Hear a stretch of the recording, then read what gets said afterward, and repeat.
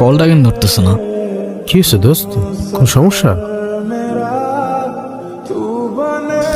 Hello, কালকে সারা রাত তোমার ফোন ওয়েটিং ছিল, আর আজকে তুমি কল ধরতেছ না, এগুলোর মানে কি মাইশা?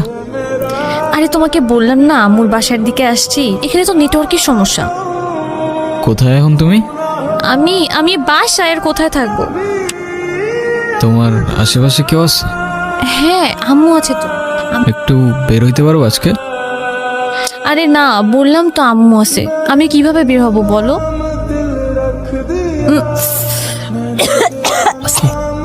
সময়গুলো একটা ঘোরের মতো ছিল, কানের পাশে হাজারো শব্দ, তবু শুনতে পারিনি।